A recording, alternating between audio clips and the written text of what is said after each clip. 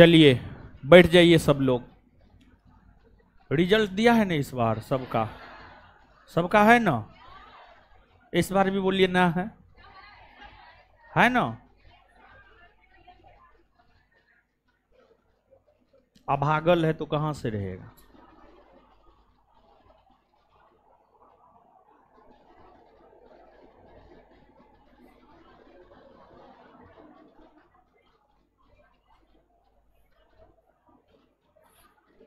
चलिए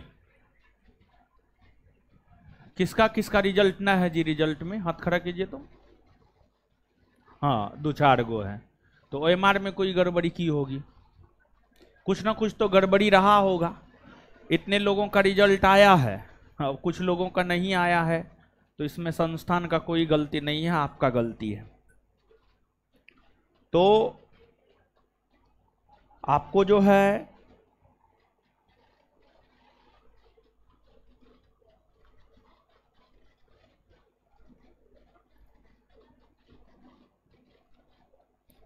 आप आइएगा यहाँ पे,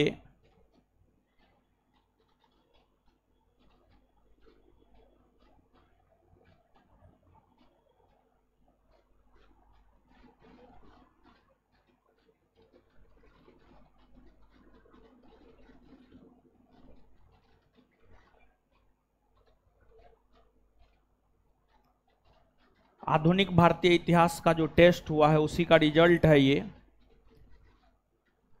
रविवार को जो टेस्ट हुआ है, रविवार को नहीं हुआ था, और इस शनिवार या रविवार को जो है आप लोगों का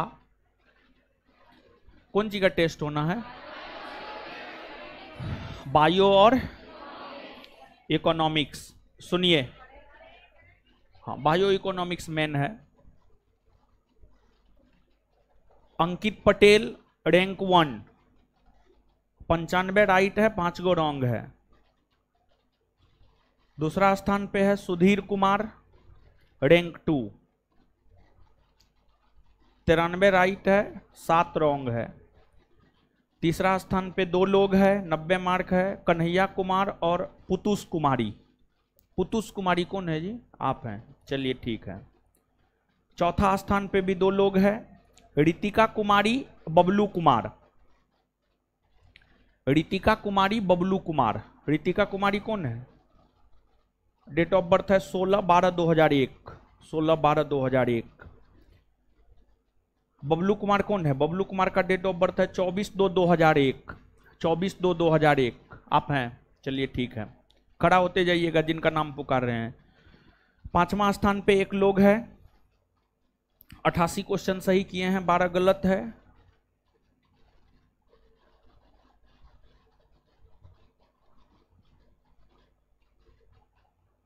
बबलू, बबलू ही है।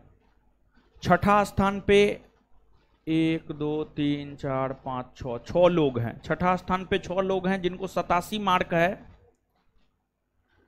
नीतीश कुमार,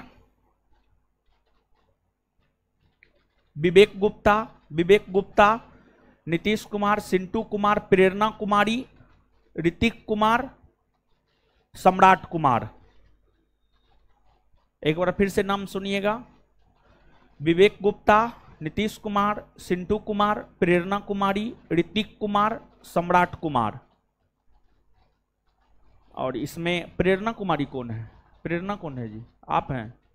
कितना मार्क है? डेट ऑफ बर्थ है आपका 7/2/2003। हाँ सही है, खड़ा हो जाइए। इसके बाद 7वां स्थान पे 3 लोग हैं जिनको 86 मार्क है। नीतीश कुमार, प्रज्ञा पांडे और अनुष कुमार। अनुष नीतीश कुमार, प्रज्ञा पांडे और अनुष कुमार। नीतीश कुमार, प्रज्ञा पांडे और अनुष कुमार 7वां स्थान पे हैं। और फिर 8वां स्थान पे जो है 1 2 3 4 5 6 लोग हैं, और 8वां स्थान पे जो है उन्हें 85 मार्क है। Ajit Kumar, date of birth है 21/7/1999। Abhishek Kumar, date of birth है 4/12/2000। Manish Kumar, date of birth है 1 1/1/2002। Hira Kumar, date of birth है 12/10/1998। रोशनी, कोई भी प्रश्न इधर उधर से नहीं होगा, अगर सब्जेक्टिव ऑब्जेक्टिव दोनों कर लिए होंगे तो कोई भी चीज इधर उधर से नहीं होगा।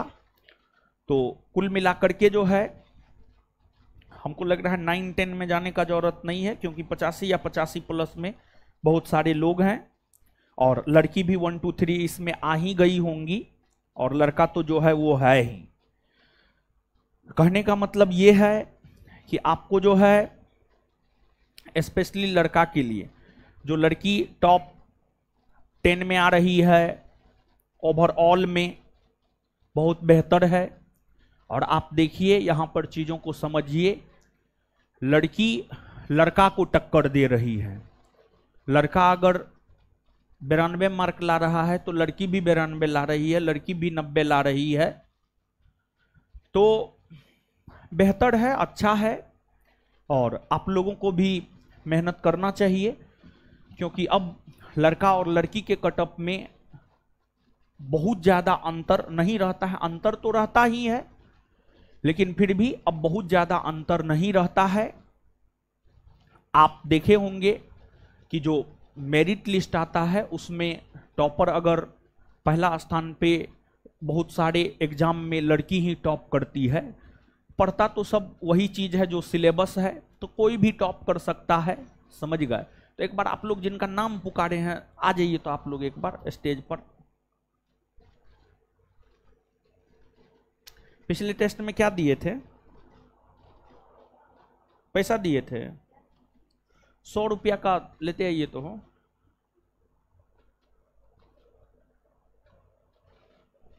खुश रहिए, हो गया हो गया, खुश रहिए। लड़का लोग भी आ जाइए, लड़का को भी बुला रहे हैं, ऐसा नहीं कि सिर्फ लड़की को ही बुला रहे हैं, लड़का लोग भी आ जाइए, आ जाइए। हो गया हो गया हो गया, एकदम सबको आशीर्वाद है, समझे। चोरी उड़ी नहीं किया आप लोग, ईमानदारी से किए हैं ना? हो गया हो गया, खुश रहिए। आ जाइए हीरो सब, जिनका नाम पुकारे हैं, खुश रहिए खुश रहिए खुश रहिए खुश रहिए खुश रहिए खुश रहिए हीरो सब, खुश रहिए। देखिए, खुश रहिए। देखिए, रिजल्ट तैयार करने में पूरा सतर्कता बरता गया है, और जहां तक हमको जानकारी दिया है कि मात्र 10-12 लड़का लड़की का जो है OMR में कुछ गड़बड़ी के वजह से जो है रिजल्ट नहीं आया है। अभी आप लोग से पूछे भी तो हमको लगता है सब 2-4-5 गो लोग हाथ उठाए कि हाँ रिजल्ट में हमारा नाम नहीं है, तो इसमें संस्थान का गलती नहीं हो सकता। जैसे पिछला टेस्ट हुआ था तो उसमें 700 लड़का लड़की का रिजल्ट नहीं आया था, तो उसमें थोड़ा बहुत OMR में दिक्कत था, समझ गए। लेकिन इस बार तो OMR सब में भी कोई दिक्कत नहीं है।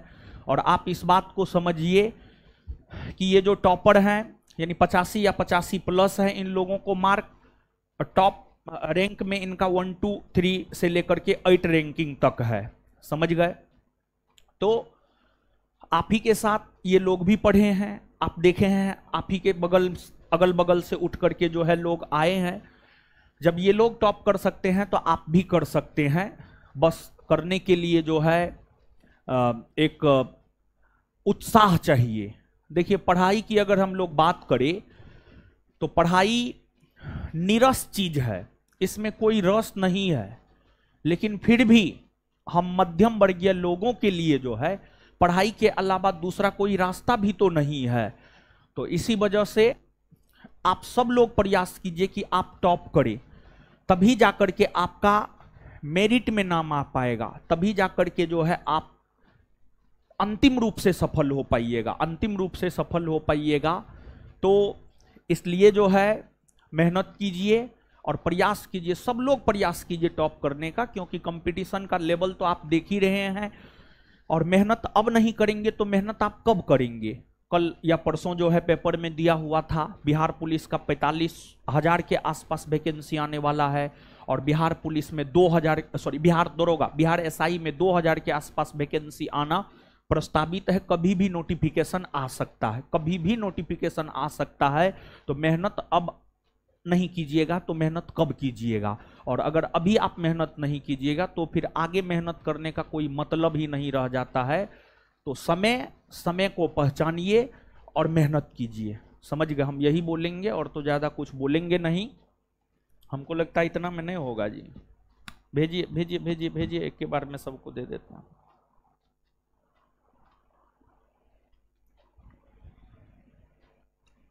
गिन लिए थे 9? हो जाएगा 9? हाँ ठीक।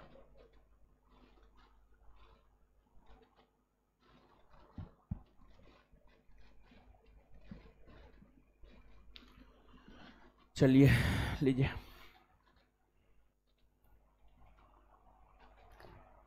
चोरी नहीं किए हैं जी। हे हट हट।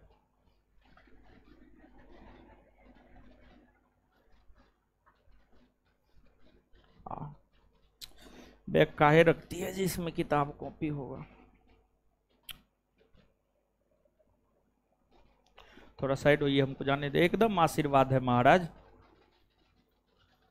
पकड़िए ना।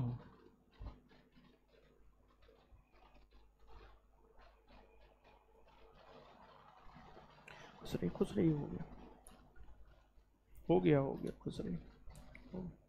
चलिए एक फोटो ले लीजिए तो इन लोगों के साथ। हाँ आ जाइए।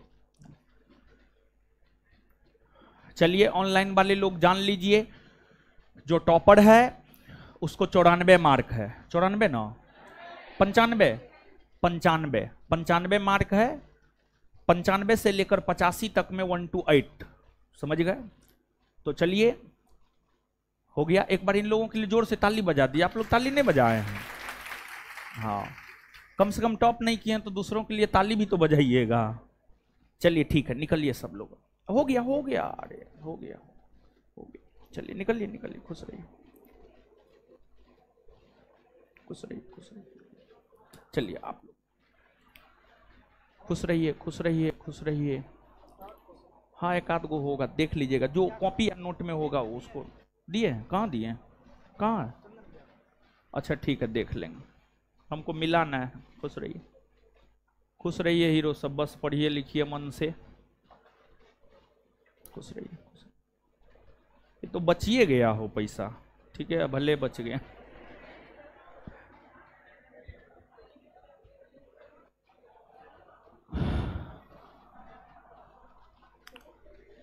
चलिए आइए अब पढ़ते हैं।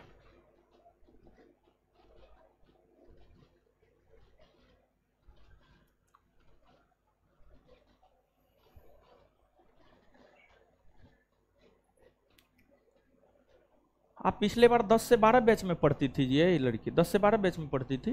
काहे नहीं हुआ रिजल्ट आपका? कहाँ गड़बड़ हुए थे? मेंस में? पीटी में ही परीक्षा ही नहीं दिए थे? दिए थे? कौन जिम गड़बड़ हुआ था? पीटी में ही नहीं हुआ? अरे बाप, आपके साथ पढ़ने वाली तो बहुत सारी लड़की का सब चीज हो गया है। जो रोई थी याद है, उसका सब चीज हो गया है। पता नहीं मार्क कितना है अब। एगो लड़की को क्लास में 2 बार 3 बार रुलाए थे, समझ गए? तो सब चीज पास कर गई है। 10 से 12 बैच की थी।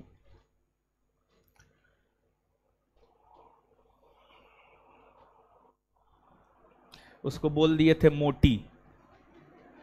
यही बोलने पर जो है खूब रोई बेचारी। उसके बाद उसको हम रुलाना शुरू किए। 2-3 बार हम अपने मन से जानबूझ करके उसको रुलाए, समझे? चलिए आइए अब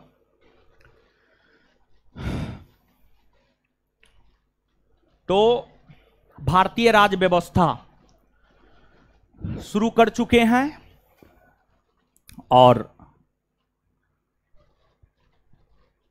भारतीय राज्य व्यवस्था जो शुरू कर चुके हैं, टेक्निकल इश्यू था कि क्वेश्चन नहीं बनाई थी लड़की। रिजल्ट हुआ, टेक्निकल इश्यू था, क्वेश्चन नहीं बनाई थी। पता नहीं चला काहे रिजल्ट नहीं हुआ है। इतना बढ़िया है पढ़ने में आप। आपके बैच की बहुत सारी लड़की का रिजल्ट हुआ है।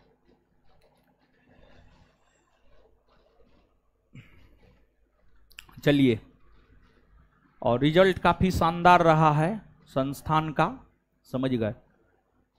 हर फिजिकल एकेडमी से 3 फिजिकल एकेडमी है जहां से संस्थान के 100 से ज़्यादा लड़का लड़की जो है फिजिकल क्वालिफाई किया है और की है।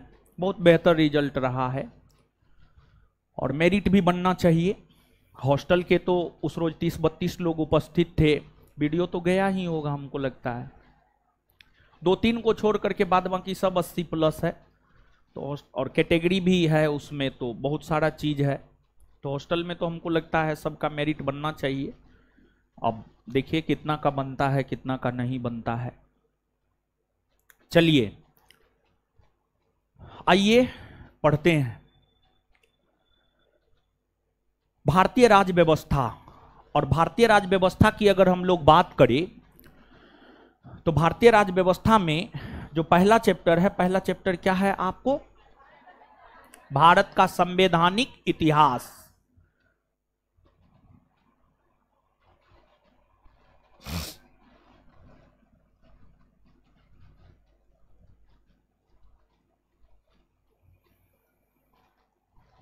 भारत का संवैधानिक इतिहास। इस चैप्टर में मूल तौर पर अगर देखा जाए तो इस चैप्टर में मूल तौर पर जो है हम लोगों को ब्रिटिश शासन के दौरान ब्रिटिश संसद द्वारा पारित किए गए जो 1773 के रेगुलेटिंग एक्ट से लेकर 1947 के भारतीय स्वतंत्रता अधिनियम तक है, इन तमाम अधिनियमों के विशेषता के विषय में हम जानते हैं। आपको इन अधिनियमों में अगर देखा जाए तो 1773 के रेगुलेटिंग एक्ट, 1784 का पिट्स इंडिया एक्ट, 1793 का चार्टर एक्ट और 1813 का चार्टर एक्ट, इन तमाम एक्टों के विषय में पिछले सेशन में हम लोग जान चुके हैं। अब आज के सेशन में हम लोग जानना प्रारंभ करेंगे 1833 के चार्टर एक्ट से। 1833 के चार्टर एक्ट,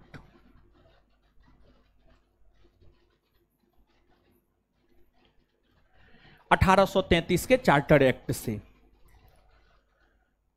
देखिए 1833 के चार्टर एक्ट से हम लोग जानना प्रारंभ करेंगे, लेकिन उससे पहले 1-2 प्रश्न हम आपसे पूछ रहे हैं, आप जवाब दीजिए। बताइएगा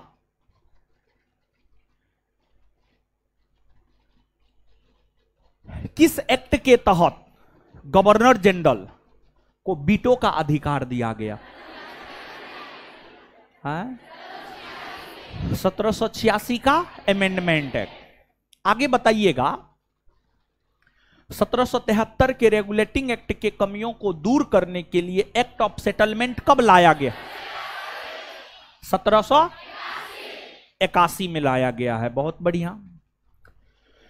इसके बाद आगे बतलाइएगा आप हमको किस एक्ट के तहत कलकत्ता में सुप्रीम कोर्ट का गठन किया गया? 1773 के कलकत्ता के सुप्रीम कोर्ट के प्रथम मुख्य न्यायाधीश कौन बने? Sir Elijah. किस एक्ट के तहत कंपनी के व्यापारिक एकाधिकार को समाप्त कर दिया गया? 1813। चलिए ठीक है। अब देखिएगा 1833 का चार्टर एक्ट।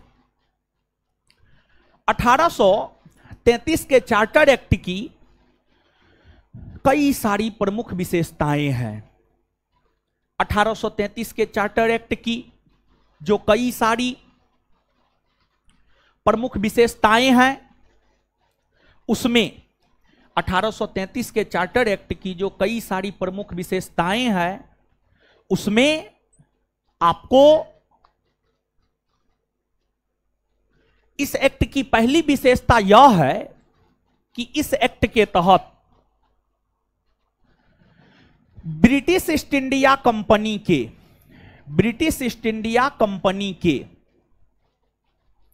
व्यापारिक एकाधिकार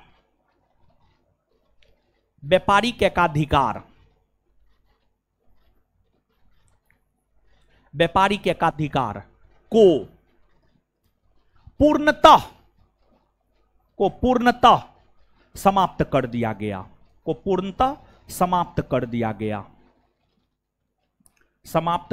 गया। देखिए, कंपनी के व्यापारिक एकाधिकार को समाप्त तो 1813 के चार्टर एक्ट के तहत ही कर दिए गए थे, लेकिन इसके बावजूद कंपनी भारत में चाय का व्यापार कर सकती थी और दक्षिण पूर्वी एशियाई देशों में चीन के साथ व्यापार कर सकती थी।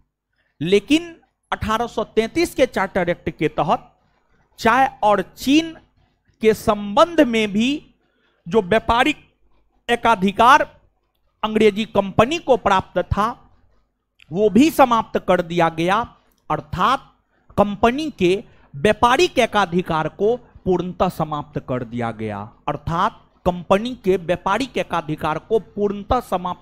गया। पूरी तरीका से समाप्त कर दिया गया। अब यहां पर गौर करने वाली बात क्या है, आप समझिएगा।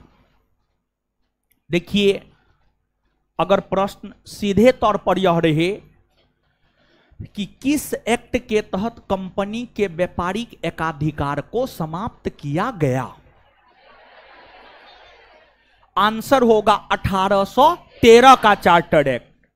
यह प्रश्न आपके बिहार एसआई परीक्षा में भी पूछा गया है। दूसरी बात, अगर प्रश्न यह रहे कि कंपनी के व्यापारिक एकाधिकार को आंशिक तौर पर समाप्त किस एक्ट के तहत किया गया, तो इसका भी उत्तर होगा 1813 का चार्टर एक्ट।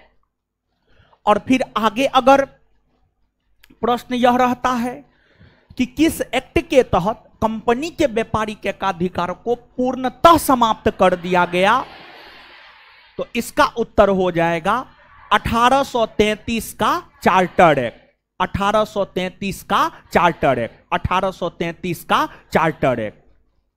तीनों प्रश्न को समझे हैं?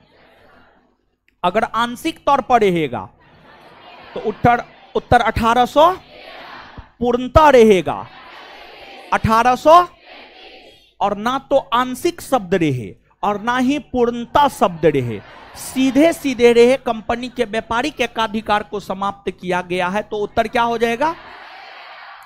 1813। अब देखिए, जब ब्रिटिश ईस्ट इंडिया कंपनी के व्यापारिक एकाधिकार को पूर्णतः 1833 के चार्टर एक्ट के तहत समाप्त कर दिया गया, तत्पश्चात ब्रिटिश ईस्ट इंडिया कंपनी को ब्रिटिश सरकार की तरफ से यह काम सौंपा गया कि ब्रिटिश ईस्ट इंडिया कंपनी अब भारत में शासन प्रशासन को देखेगी। अर्थात ब्रिटिश ईस्ट इंडिया कंपनी, जो कि एक व्यापारिक कंपनी हुआ करती थी, इस व्यापारिक कंपनी को 1833 के चार्टर एक्ट के तहत प्रशासनिक कंपनी बना दिया गया। एक बार फिर से सुनिएगा, समझिएगा।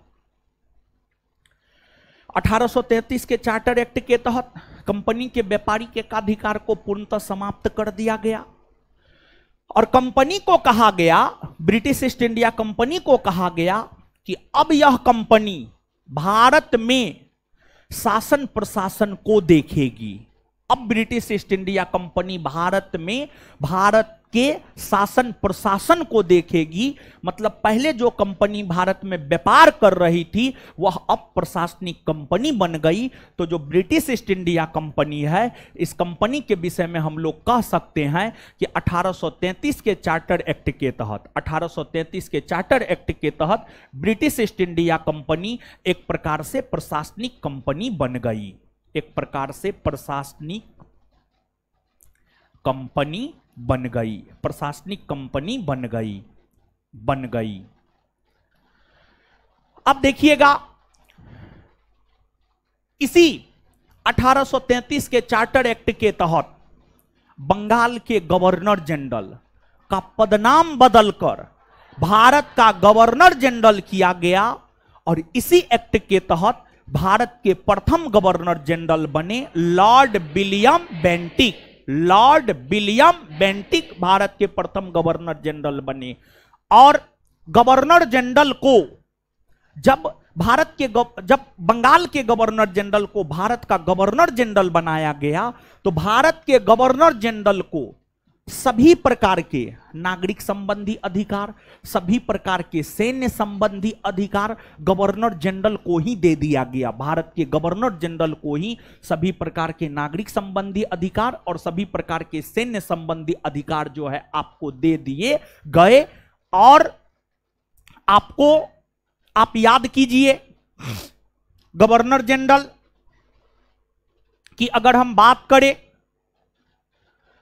तो गवर्नर जनरल को आप याद कीजिए 1773 के रेगुलेटिंग एक्ट के तहत 1773 के रेगुलेटिंग एक्ट के तहत गवर्नर जनरल को सहयोग देने हेतु 4 सदस्यीय परिषद का गठन किया गया। लेकिन आगे चलकर 1784 के पिट्स इंडिया एक्ट के तहत 4 को घटाकर 3 कर दिया गया।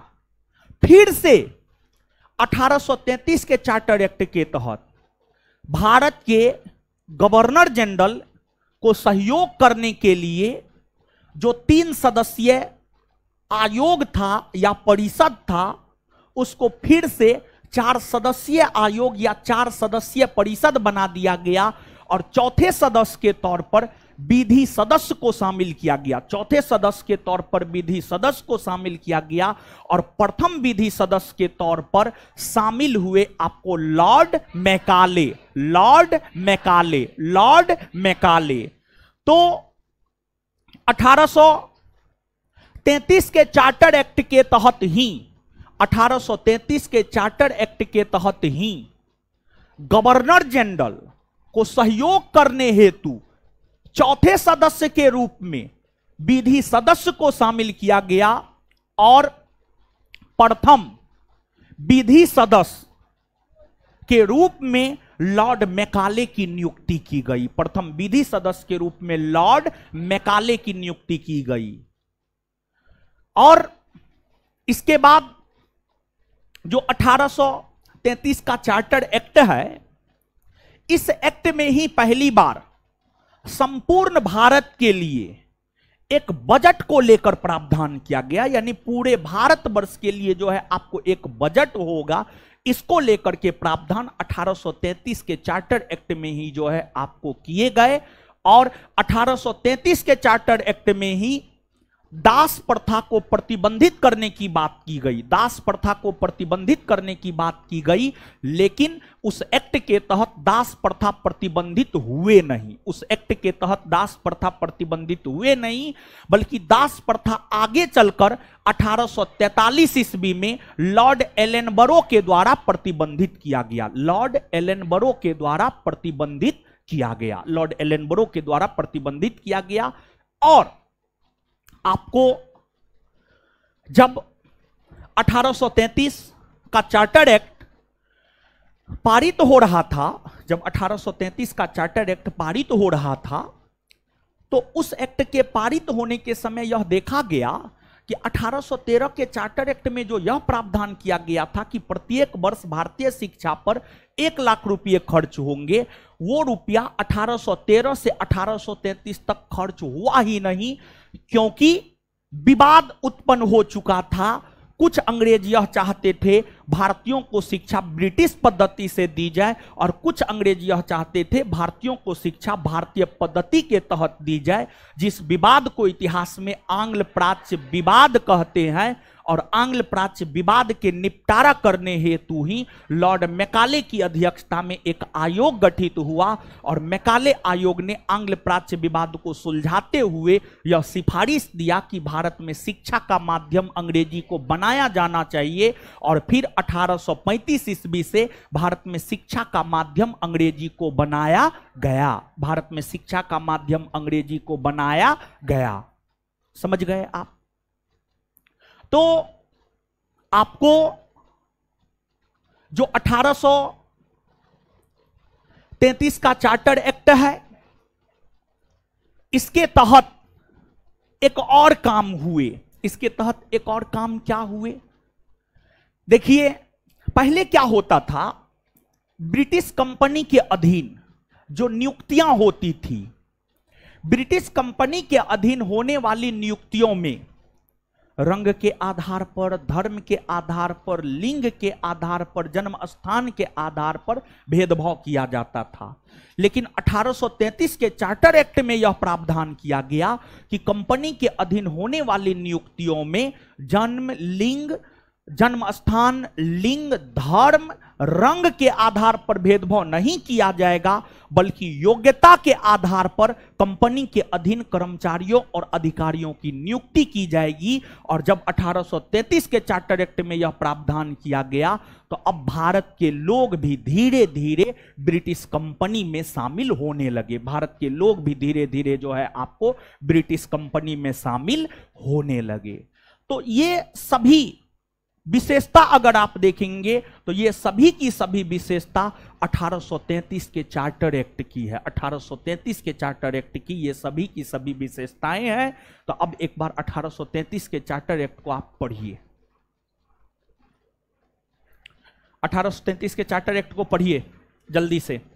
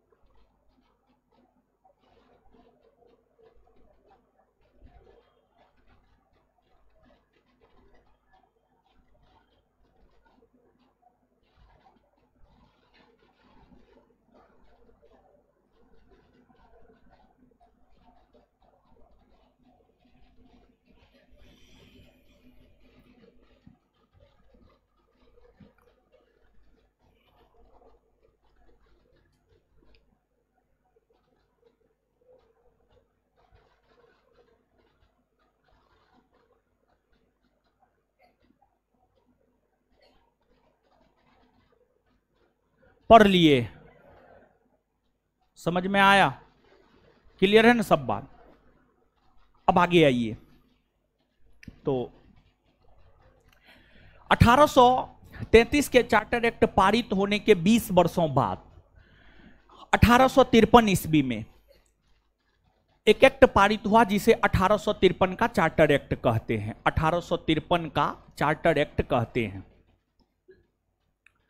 तो 1853 का जो चार्टर एक्ट है, 1853 का जो चार्टर एक्ट है, 1853 के चार्टर एक्ट के विषय में जो है अब हम लोगों को जानना है। देखिए, समझिएगा, आपको भारत में लगभग 200 वर्षों तक अंग्रेजों का शासन रहा है, 1757 से 1947, जिसमें प्रारंभिक 100 वर्षों तक कंपनी का शासन रहा है, अंग्रेजी कंपनी का शासन रहा है, और अंतिम के 100 वर्षों तक ब्रिटिश क्राउन या ब्रिटिश ताज का शासन रहा है।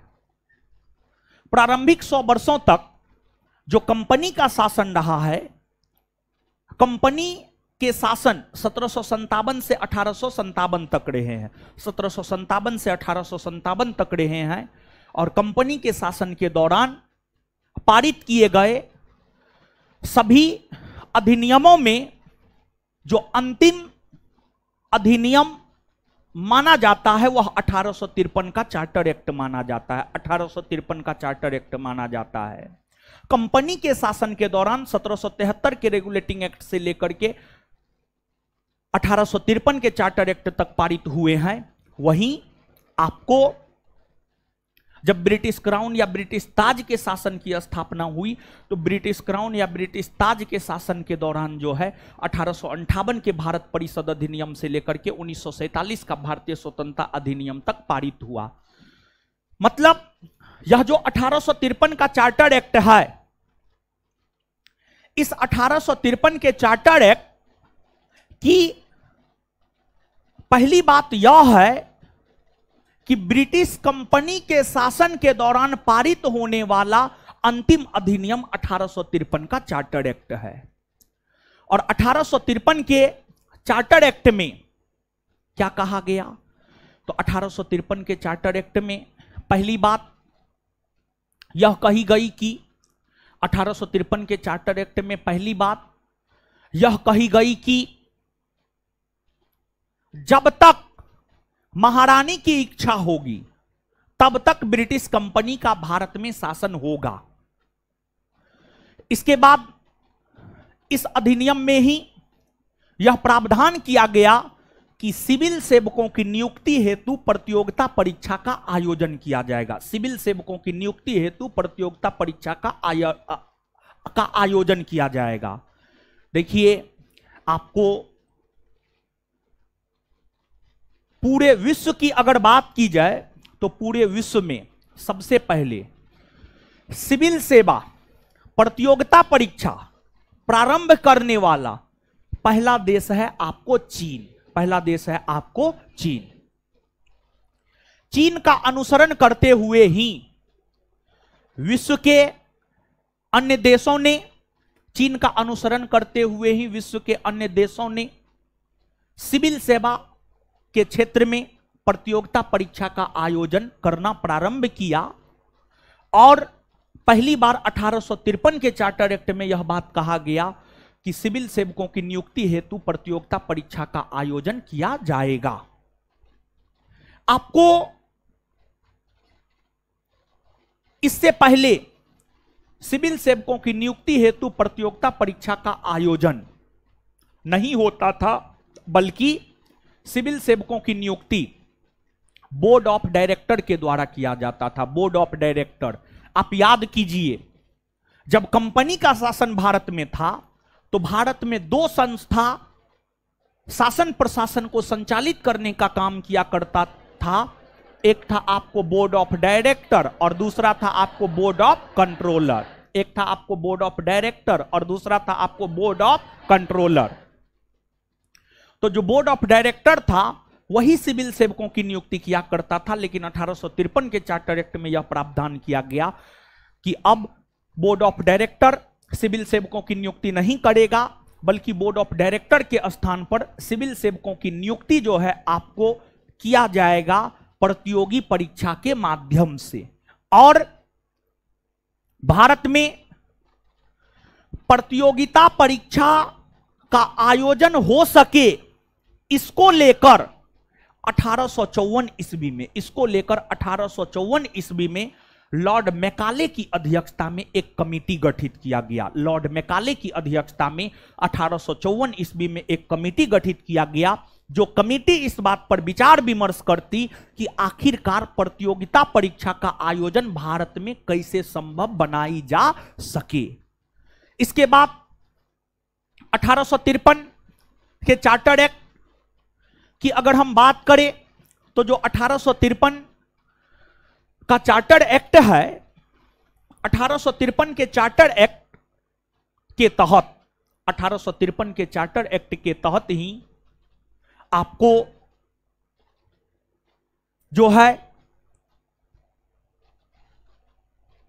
जनप्रतिनिधिक संस्था के तौर पर, यानी वैसी संस्था जो जनता का प्रतिनिधि करे, जनप्रतिनिधिक संस्था, उस संस्था को कहा जाता है जो जनता का प्रतिनिधि करे। जैसे लोकसभा जनप्रतिनिधिक संस्था है, जनता का प्रतिनिधित्व करती है।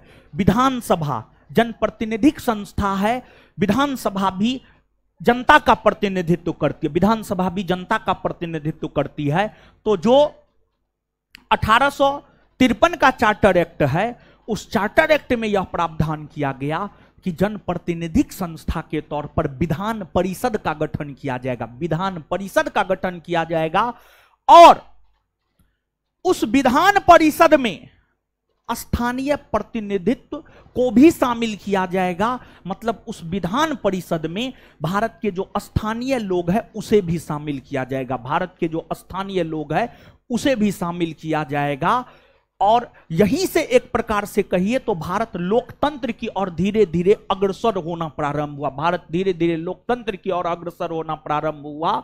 और शुरुआती दिनों में विधान परिषद का गठन हुआ, फिर आगे चल करके जो है आपको केंद्र में 2 सदनों वाली विधायिका का गठन हुआ, फिर आगे चलकर राज्य में 2 सदनों वाली विधायिका का गठन हुआ, जो आज भी भारत में विद्यमान है। भारत में केंद्र में 2 सदनों वाली विधायिका में लोकसभा राज्यसभा है, और भारत में राज्य में 2 सदनों वाली विधायिका में विधानसभा और विधान परिषद है, विधानसभा और विधान परिषद है।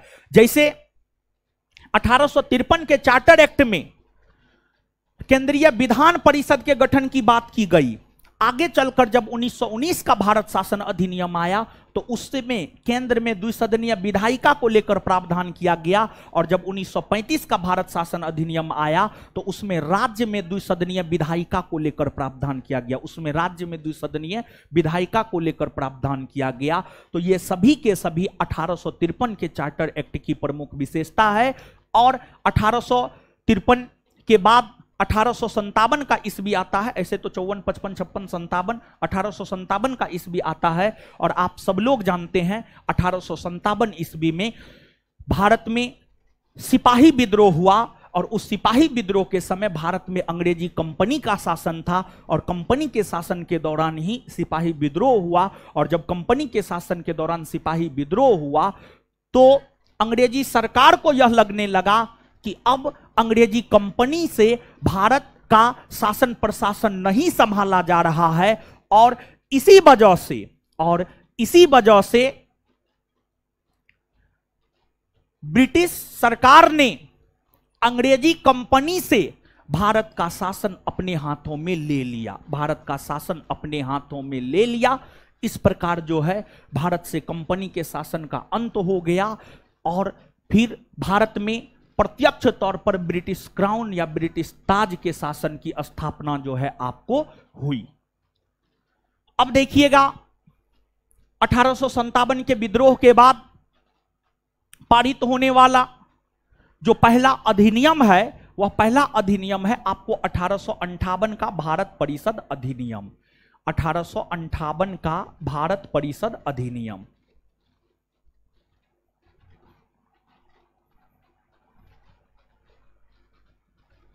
भारत परिषद अधिनियम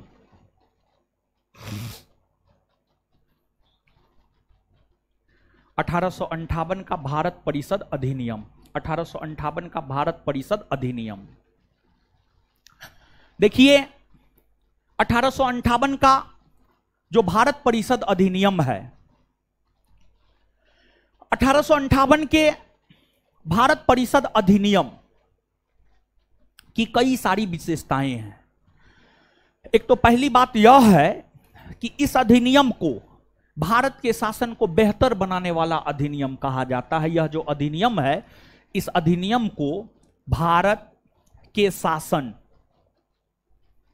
को बेहतर बनाने वाला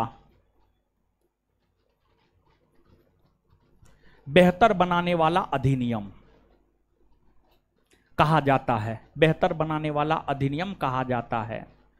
यह जो 1858 का भारत शासन अधिनियम है, इस अधिनियम को भारत के शासन को बेहतर बनाने वाला अधिनियम कहा जाता है। इसे भारत के शासन को बेहतर बनाने वाला अधिनियम इसलिए कहा जाता है क्योंकि इस अधिनियम के तहत कंपनी के शासन का अंत कर दिया गया। ब्रिटिश क्राउन ने अपने हाथों में भारत के शासन को लिया और ब्रिटिश क्राउन ने भारतीयों को यह आश्वासन दिया कि जैसा हमारे लिए ब्रिटेन की जनता है, वैसा ही हमारे लिए भारत की भी जनता है, वैसा ही हमारे लिए भारत की भी जनता है। जिस प्रकार हम ब्रिटेन में शासन करते हैं, उसी प्रकार से हम भारत में भी अच्छे ढंग से शासन प्रशासन करेंगे, अच्छे ढंग से शासन प्रशासन करेंगे। इस अधिनियम के तहत भारत से ब्रिटिश कंपनी के शासन का तो अंत हुआ ही हुआ। इस अधिनियम के तहत भारत से जब ब्रिटिश कंपनी के शासन का अंत हो गया, तो कंपनी के शासन के दौरान जो बोर्ड ऑफ कंट्रोलर और बोर्ड ऑफ डायरेक्टर नामक संस्था काम किया करती थी, उन दोनों संस्थाओं को समाप्त कर दिया गया। बोर्ड ऑफ कंट्रोलर और बोर्ड ऑफ डायरेक्टर नामक संस्था को समाप्त कर दिया गया। और जब बोर्ड ऑफ डायरेक्टर और बोर्ड ऑफ कंट्रोलर नामक संस्था को समाप्त कर दिया गया, तो मतलब भारत में जो द्वैध शासन प्रणाली की शुरुआत हुई थी, उसका अंत हो गया, उसका अंत हो गया। कल के सेशन को आप याद कीजिए, हम आपको बताए थे भारत में केंद्रीय प्रशासन की नींव 1773 के रेगुलेटिंग एक्ट के तहत पड़ी थी। भारत में केंद्रीय प्रशासन की नींव 1773 के रेगुलेटिंग एक्ट के तहत पड़ी थी और भारत में द्वैध शासन प्रणाली की शुरुआत 1784 के पिट्स इंडिया एक्ट के तहत तब हुई जब बोर्ड ऑफ कंट्रोलर अस्तित्व में आया, और पहले से बोर्ड ऑफ डायरेक्टर तो अस्तित्व में था ही। तो कंपनी के शासन के दौरान यही बोर्ड ऑफ डायरेक्टर और बोर्ड ऑफ कंट्रोलर, ये दोनों संस्था भारत में शासन प्रशासन को देखा करती थी। अर्थात 1784 के पिट्स इंडिया एक्ट के तहत जो द्वैध शासन की शुरुआत हुई थी, उस द्वैध शासन का अंत 1858 के भारत शासन अधिनियम के तहत तब कर दिया गया जब इस अधिनियम में यह प्रावधान किया गया कि बोर्ड ऑफ डायरेक्टर और बोर्ड ऑफ कंट्रोलर को समाप्त किया जाता है। बोर्ड ऑफ डायरेक्टर और बोर्ड ऑफ कंट्रोलर को समाप्त किया जाता है। अब आपको बोर्ड ऑफ डायरेक्टर और बोर्ड ऑफ कंट्रोलर को समाप्त कर दिया गया, बोर्ड ऑफ डायरेक्टर और बोर्ड ऑफ कंट्रोलर को समाप्त कर दिया गया। तो अब जब बोर्ड ऑफ डायरेक्टर और बोर्ड ऑफ कंट्रोलर को समाप्त कर दिया गया, तो उसके कार्यों को करने के लिए एक नया पद लाया गया, जिसे भारत सचिव का पद कहा गया या जिसे भारत मंत्री का पद कहा गया। जिसे भारत सचिव का पद या भारत मंत्री का पद कहा गया, भारत मंत्री का पद कहा गया। और बोर्ड ऑफ डायरेक्टर और बोर्ड ऑफ कंट्रोलर के स्थान पर ही भारत सचिव का पद आया। और जब भारत सचिव का पद आया, तो भारत सचिव या भारतीय सचिव को उसके कार्यों में सलाह एवं सहयोग देने हेतु एक 15 सदस्यीय वायसराय के कार्यकारिणी परिषद का गठन किया गया। एक 15 सदस्यीय वायसराय के कार्यकारिणी परिषद का गठन किया गया और भारत सचिव पद पर आसीन व्यक्ति उस 15 सदस्यीय वायसराय के कार्यकारिणी परिषद के माध्यम से ही शासन प्रशासन को देखने का काम किया करती थी। और जब भारत सचिव का पद आया तो भारत सचिव के पद पर सर्वप्रथम लॉर्ड स्टैनली को बैठाया गया, अर्थात भारत के प्रथम भारत सचिव बने लॉर्ड स्टैनली। आगे चलकर अनेकों लोग इस पद पर आसीन हुए, लेकिन आजादी के समय भारत सचिव के पद की अगर हम लोग बात करें तो आजादी के समय भारत सचिव के पद पर थे लॉर्ड लिस्टोवेल। लॉर्ड लिस्टोवेल, लॉर्ड लिस्टोवेल जो है आपको भारत सचिव के पद पर थे। लॉर्ड लिस्टोवेल जो है आपको भारत सचिव के पद पर थे। इसके बाद जो 1858 का भारत परिषद अधिनियम है, इस अधिनियम के तहत ही भारत से मुगल सत्ता का भी अंत किया गया। भारत से मुगल सत्ता का भी अंत किया गया और इस अधिनियम के तहत ही भारत के गवर्नर जनरल का पदनाम बदल कर दिया गया भारत का वायसराय। और इस अधिनियम के तहत भारत के प्रथम वायसराय बने आपको लॉर्ड कैनिंग। भारत के प्रथम वायसराय बने लॉर्ड कैनिंग, लॉर्ड कैनिंग। ये सब 1858 के भारत परिषद अधिनियम की प्रमुख विशेषता है। तो अब जो है आप एक बार 1853 का चार्टर एक्ट और 1858 का भारत परिषद अधिनियम दोनों पढ़िए, दोनों को पढ़िए, पढ़िए दोनों को जल्दी।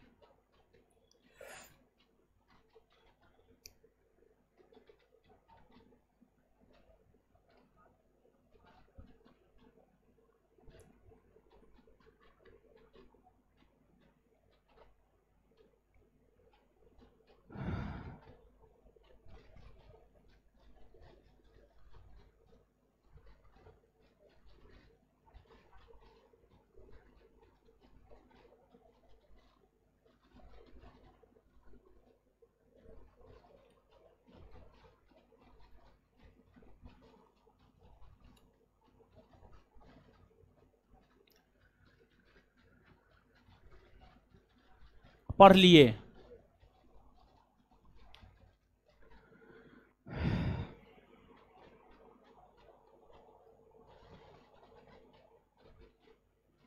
पढ़ लिए हो? नहीं पढ़े हैं तो पढ़िए जल्दी।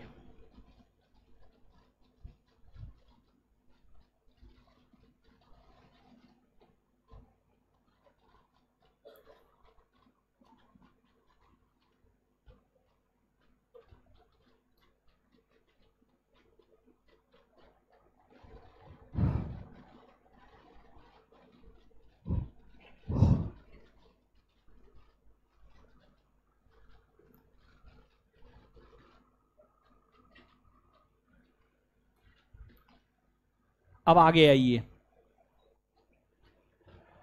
इसके बाद आगे अगर आप देखेंगे तो आगे है आपको 1861 का भारत परिषद अधिनियम। 1861 का भारत परिषद अधिनियम।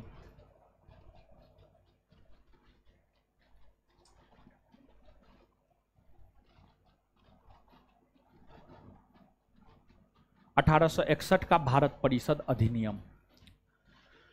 देखिए, यह जो 1861 का भारत परिषद अधिनियम है, इसका भारतीय इतिहास में काफी महत्व है।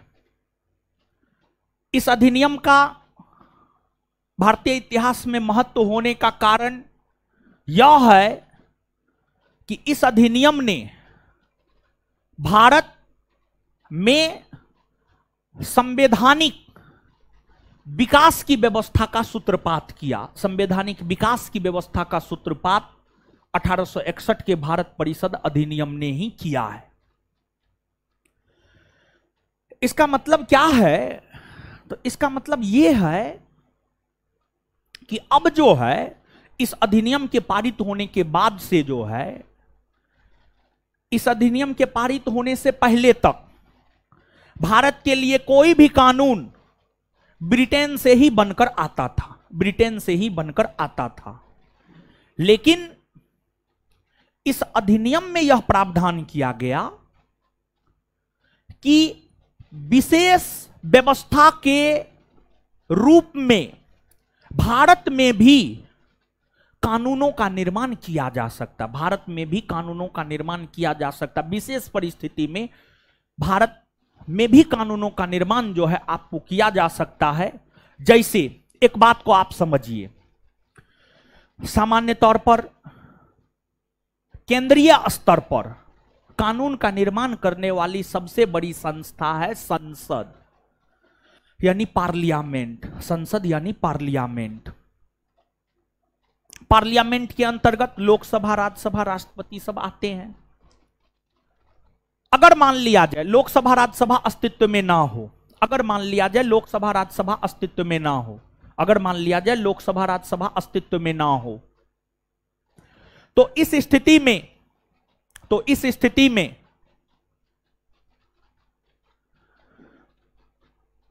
कानून का निर्माण करना हो तो अनुच्छेद 123 के तहत राष्ट्रपति अध्यादेश जारी करके अस्थायी कानून का निर्माण करते हैं।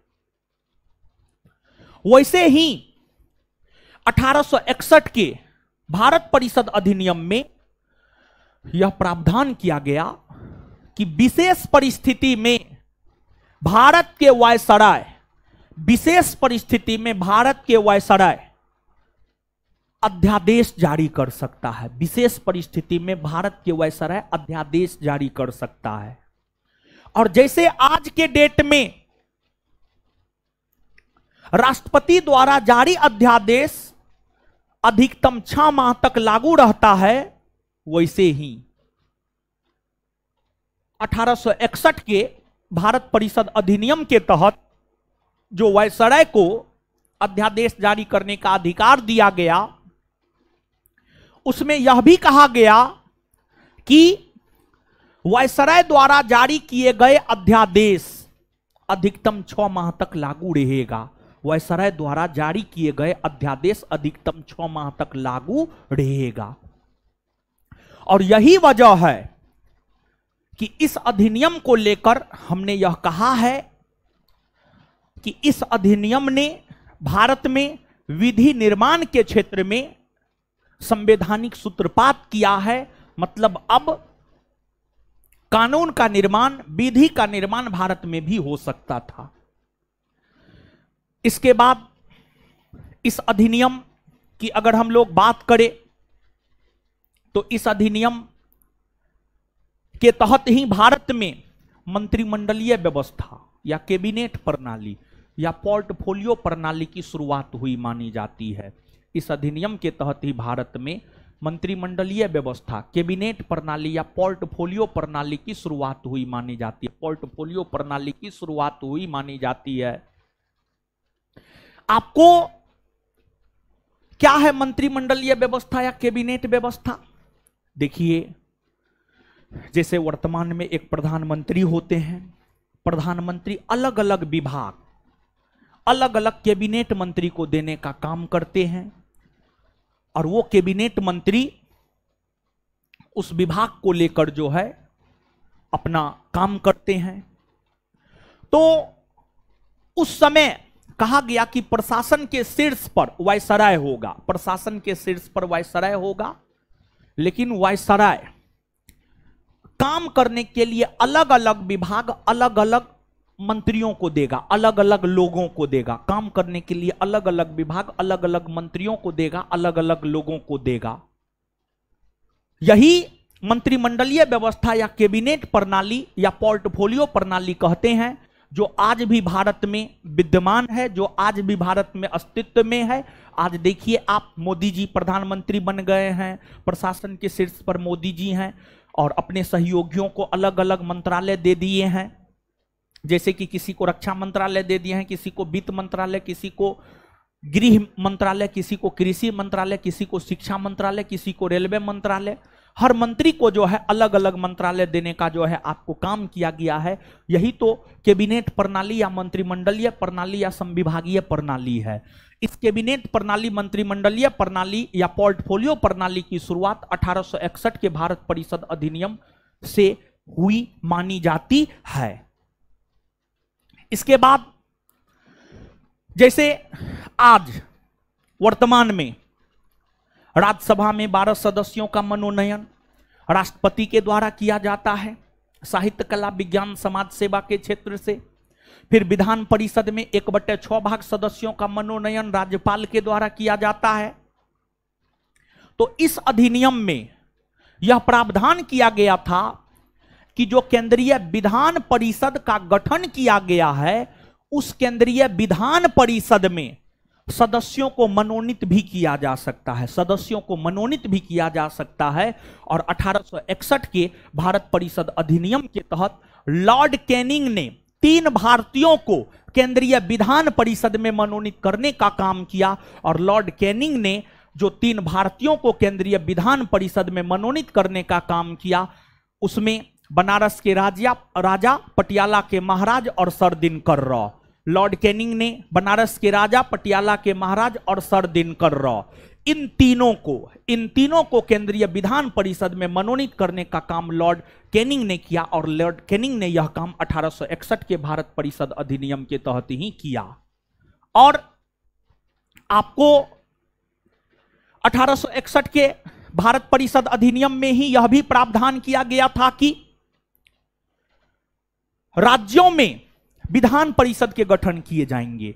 देखिए, ध्यान दीजिएगा, यहां पर केंद्रीय स्तर पर विधान परिषद का गठन 1853 के चार्टर एक्ट के तहत ही हो गए, लेकिन राज्यों में विधान परिषद के गठन को लेकर प्रावधान 1861 के भारत परिषद अधिनियम में किया गया था। और 1861 के भारत परिषद अधिनियम के प्रावधानों के तहत ही आगे चलकर बंगाल में, पंजाब में, उत्तरी पश्चिमी सीमा प्रांत में विधान परिषद का गठन किया गया, जिसमें बंगाल में 1862 में, उत्तरी पश्चिमी सीमा प्रांत में 1866 में, और पंजाब में विधान परिषद का गठन 1897 ईस्वी में हुए। 1897 ईस्वी में पंजाब में केंद्रीय विधान परिषद के गठन जो है आपको हुए, पंजाब राज्य में हुए।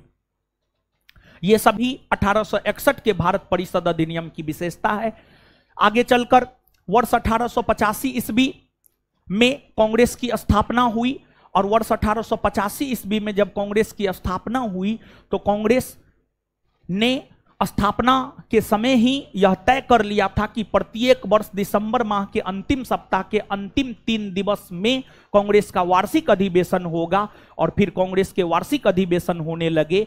और कांग्रेस ने 1885 के अपने वार्षिक अधिवेशन से लेकर के 1891 के अपने वार्षिक अधिवेशन के दौरान जो भी प्रस्ताव पारित किया, कांग्रेस के उन मांगों को मानने के लिए ही, कांग्रेस के उन मांगों को स्वीकृति प्रदान करने के लिए ही कांग्रेस के दबाव में आकर 1892 ईस्वी में एक अधिनियम ब्रिटिश संसद द्वारा पारित किया गया, जिसे 1892 का भारत परिषद अधिनियम कहते हैं। और 1892 के भारत परिषद अधिनियम का कोई खास महत्व तो नहीं है, लेकिन फिर भी थोड़ा बहुत महत्व तो 1892 के भारत परिषद अधिनियम का है ही। 1892 के भारत परिषद अधिनियम के तहत भारत में चुनाव प्रणाली की शुरुआत हुई। भारत में चुनाव प्रणाली की शुरुआत हुई।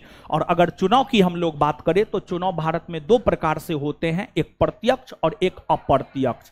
एक प्रत्यक्ष चुनाव होता है और आपको एक अप्रत्यक्ष चुनाव होता है। प्रत्यक्ष चुनाव उस चुनाव को कहा जाता है जिसमें आम जनता पार्टिसिपेट करता है, जैसे लोकसभा का चुनाव, विधानसभा का चुनाव। अप्रत्यक्ष चुनाव उस चुनाव को कहा जाता है जिसमें आम जनता पार्टिसिपेट नहीं करता है, जैसे कि आपको राष्ट्रपति का चुनाव, उपराष्ट्रपति का चुनाव, ये सब जो है आपको अप्रत्यक्ष चुनाव होते हैं। ये सब जो है आपको अप्रत्यक्ष चुनाव होते हैं।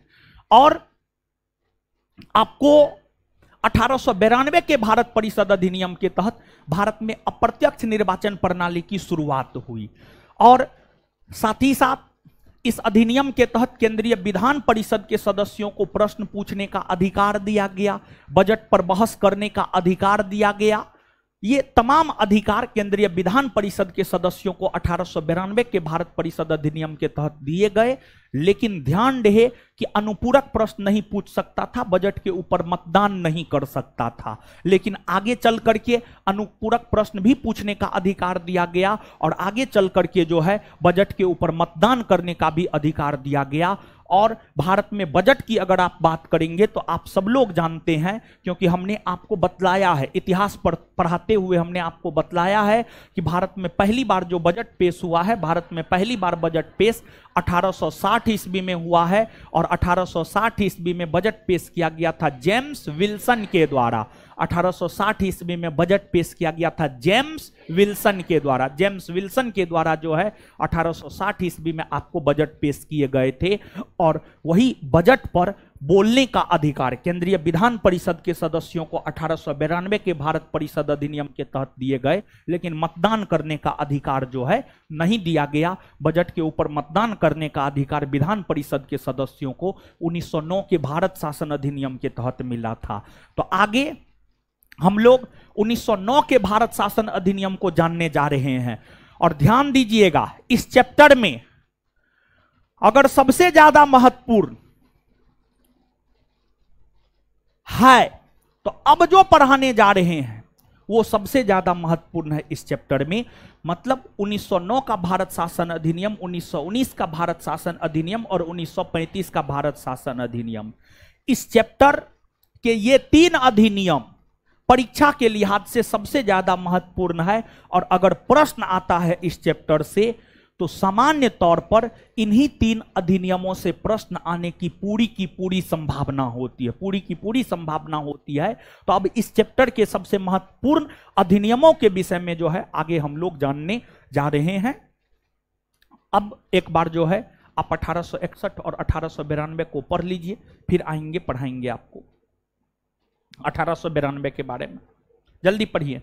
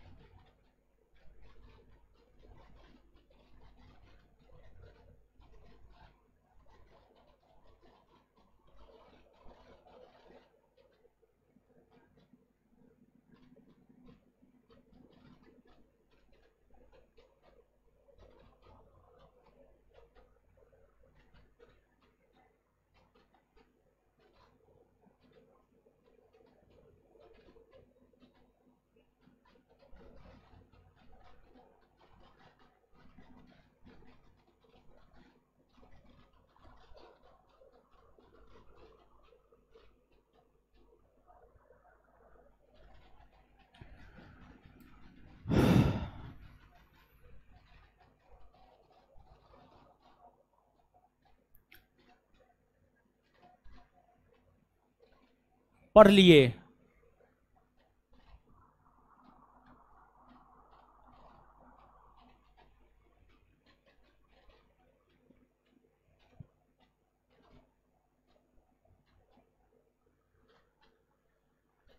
आइए अब आइए पढ़ते हैं। 1909 का भारत शासन अधिनियम।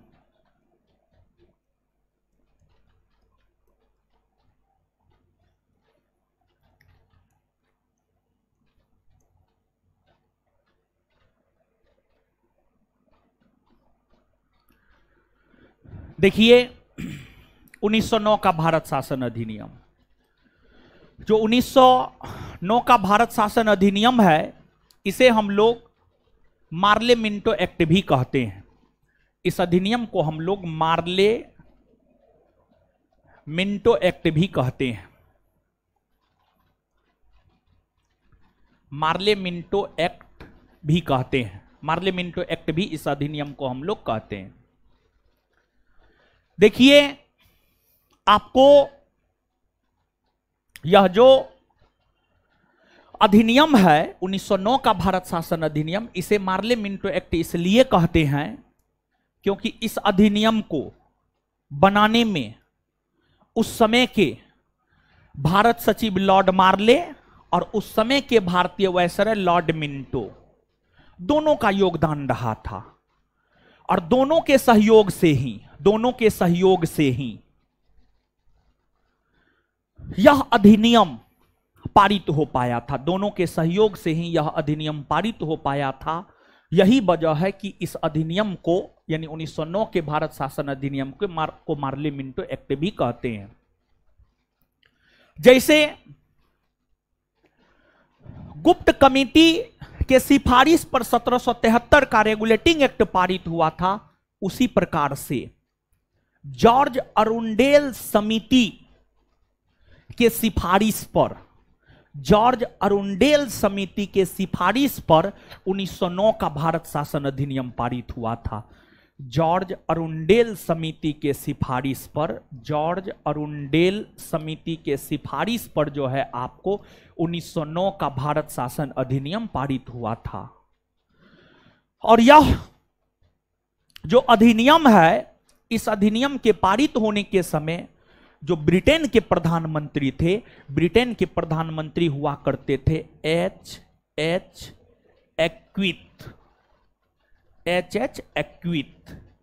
एक्विथ जो है आपको ब्रिटेन के प्रधानमंत्री हुआ करते थे। एच एक्विथ इस समय ब्रिटेन के प्रधानमंत्री हुआ करते थे। लिबरल पार्टी से थे। और देखिए इस अधिनियम की यूं तो कई सारी विशेषताएं हैं, लेकिन इस अधिनियम की जो सबसे बड़ी विशेषता है, इस अधिनियम की सबसे बड़ी विशेषता यह है कि इस अधिनियम के तहत मुसलमानों को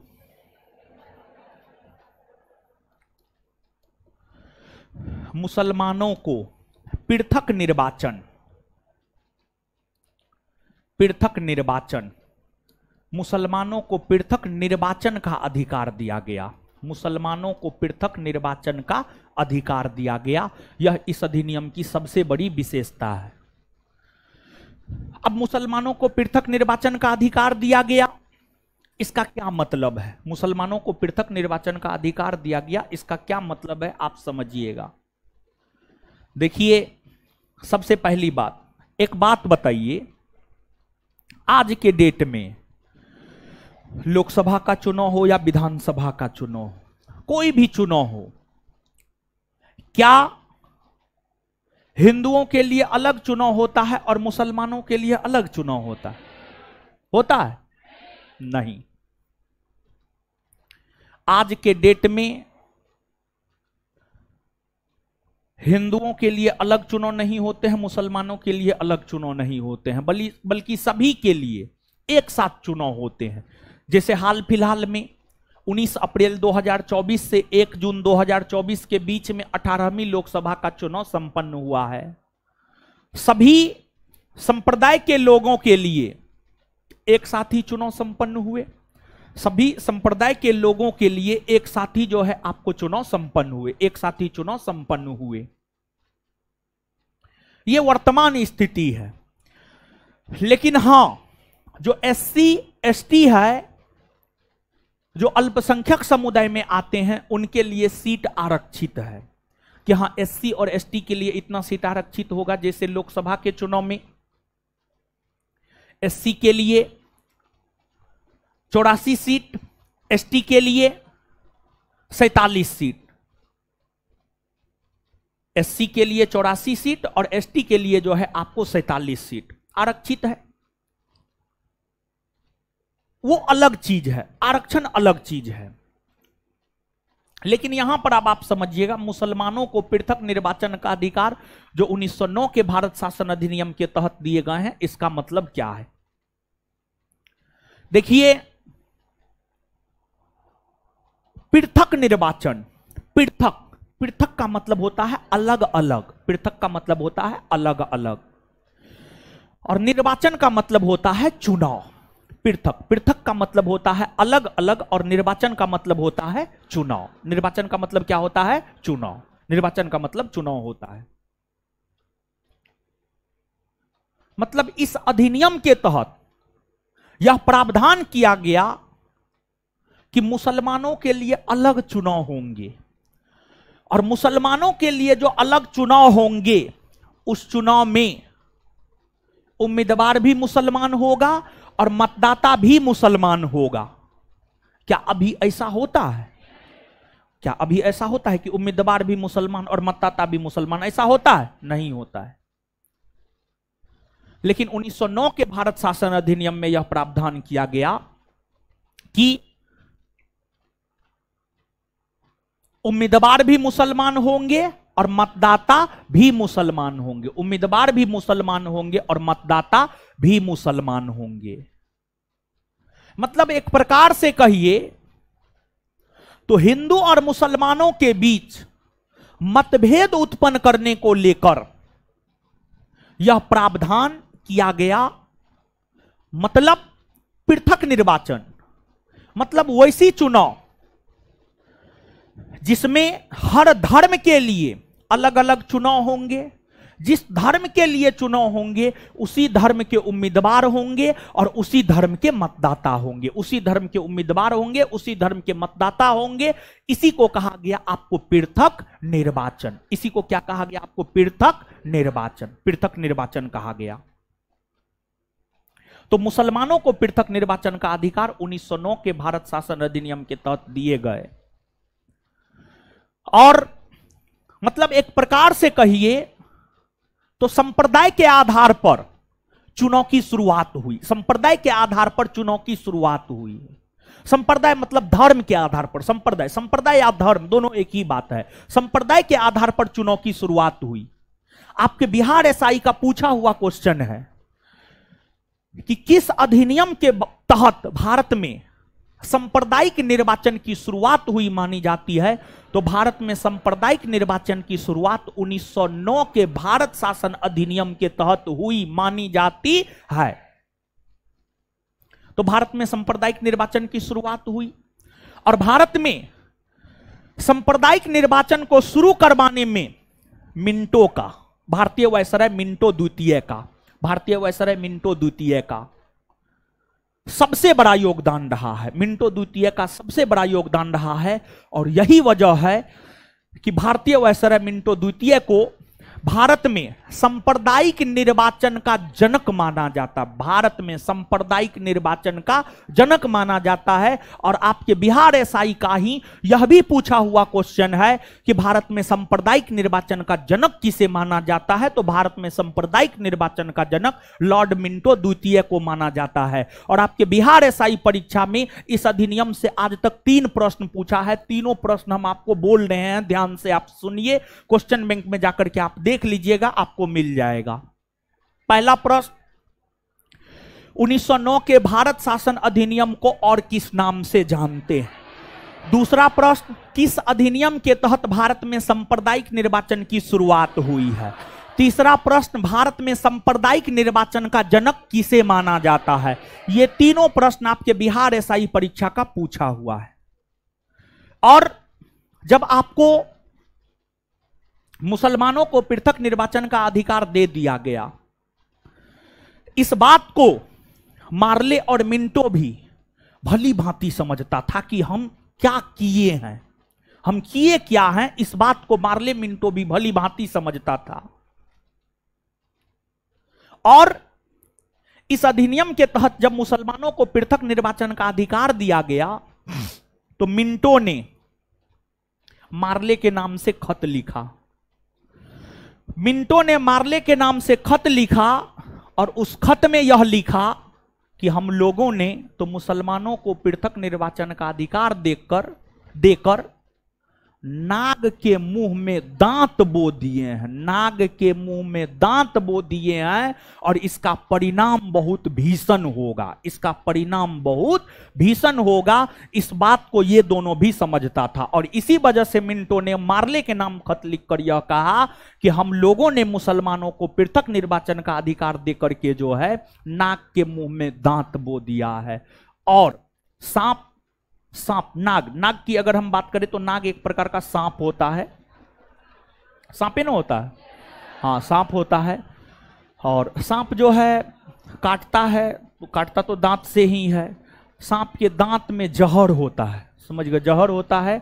और अगर आपको काट लिया और उचित समय पर आपको इलाज नहीं मिला, आपके पूरे शरीर में अगर जहर फैल गया तो आपका ओम नमः स्वाहा, समझ गए। मतलब आप समझिएगा, ये दोनों भी समझ रहा था कि हम बहुत बड़ा काम कर दिए, और जो भारत का विभाजन हुआ और पाकिस्तान बना, उसमें इस अधिनियम का भी एक अहम योगदान रहा है।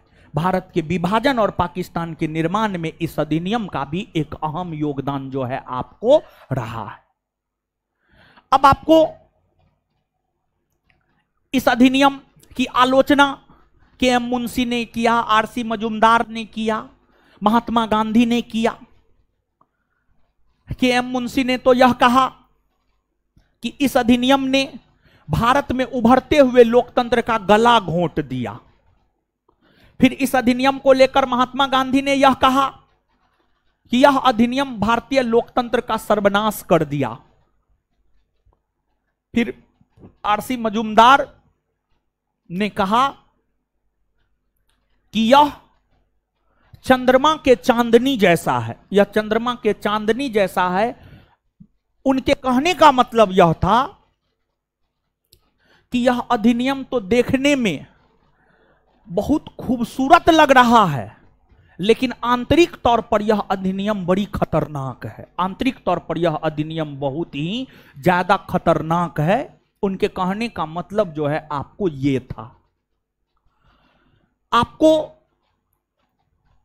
कुल मिलाकर के भारतीयों ने इस अधिनियम की आलोचना किया, और विशेष तौर पर आर.सी. मजूमदार के स्टेटमेंट को नहीं भी याद रखिएगा, कोई दिक्कत नहीं है। लेकिन मार्ले मिंटो ने मार्ले को खत लिखकर क्या कहा, गांधी जी ने इस अधिनियम को लेकर क्या कहा, और के.एम. मुंशी ने इस अधिनियम को लेकर क्या कहा, यह सब बात जो है आप याद रखने का प्रयास कीजिएगा। इसके अलावे इस अधिनियम की हम बात करें तो 1909 के भारत शासन अधिनियम के तहत ही केंद्रीय विधान परिषद के सदस्यों को बजट के ऊपर मतदान करने का अधिकार दिया गया। बजट के ऊपर मतदान करने का अधिकार दिया गया, और इसी अधिनियम के तहत केंद्रीय विधान परिषद के सदस्यों को पूरक प्रश्न पूछने का अधिकार दिया गया। पूरक प्रश्न पूछने का अधिकार दिया गया।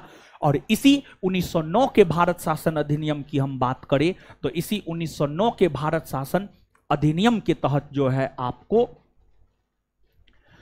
यह भी प्रावधान किया गया कि वायसराय के कार्यकारिणी परिषद में एक भारतीय सदस्य को शामिल किया जाएगा। वायसराय के कार्यकारिणी परिषद में एक भारतीय सदस्य को शामिल किया जाएगा।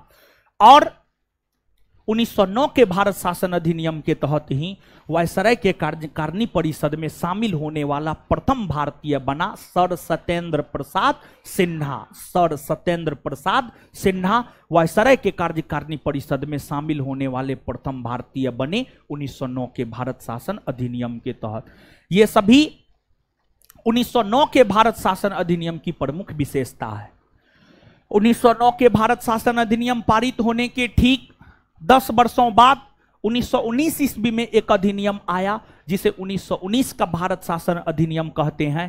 तो अब हम लोग 1919 के भारत शासन अधिनियम के विषय में पढ़ेंगे, लेकिन उससे पहले आप 1909 के भारत शासन अधिनियम को पढ़िए।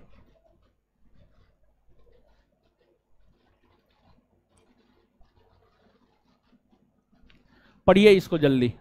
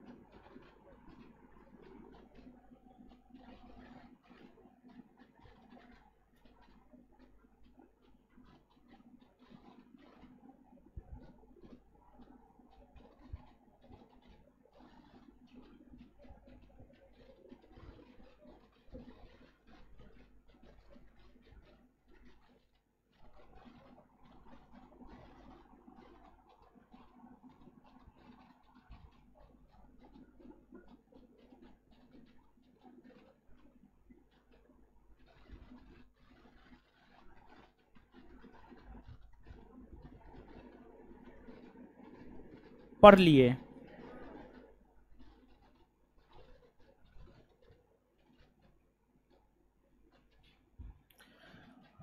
आगे आइए। अब इसके बाद आगे है 1919 का भारत शासन अधिनियम। अब इसको हम लोग देखते हैं। देखिए, ध्यान दीजिएगा। 1919 का भारत शासन अधिनियम।